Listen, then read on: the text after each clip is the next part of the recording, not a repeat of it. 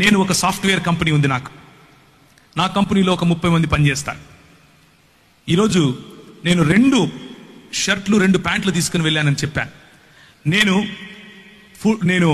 100% నా సాఫ్ట్వేర్ కంపెనీకి ఉదయాన్నే నేను బ్యాగ్ వేసుకుని వెళ్తూ ఉంటే నా భార్య అంటుంది, చర్చికి వెళ్తున్నావా, వెళ్ళరా అంటది.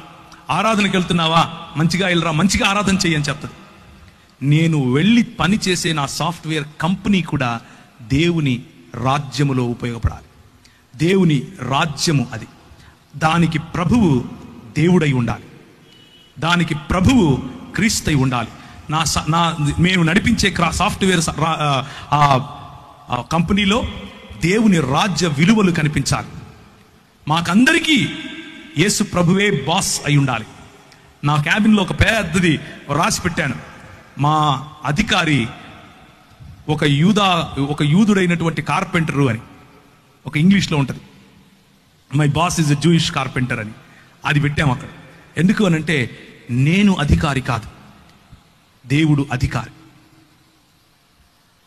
నా ఉద్యోగం, నా సంపాదన, దాంట్లో 10 రూపాయలు ఇచ్చేస్తాను, 100 రూపాయలు సంపాదించి నా పని అయిపోయింది అని చేతులు దులుపుకొని వెళితే భక్తుడు అంటారు. 100 రూపాయలు ఇదిగో ప్రభువా నువ్వు నాకు ఇచ్చావు. పరిశుద్ధాత్ముని పొందిన వాడు ఏం చేస్తాడు తెలుసా?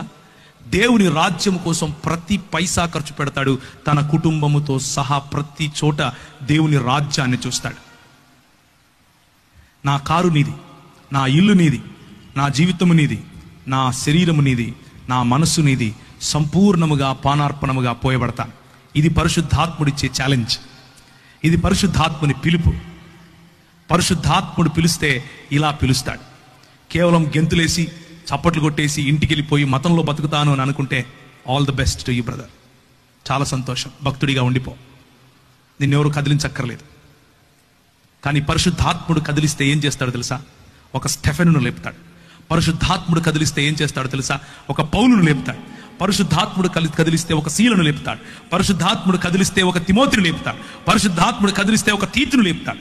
ప్రతి ఒక్కరూ వారి జీవితాన్ని ప్రాణార్పణాలుగా పోశారు. నేను మాత్రం మతంలోనే ఉంటానని అనుకుంటే ఆల్ ది బెస్ట్.